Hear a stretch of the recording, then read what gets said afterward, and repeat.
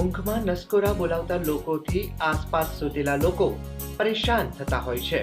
નસકોરામાંથી મુક્તિ મેળવવા માટે જો આ 4 સરળ કામ કરશો તો ચોક્કસ નસકોરામાંથી મળશે છુટકારો.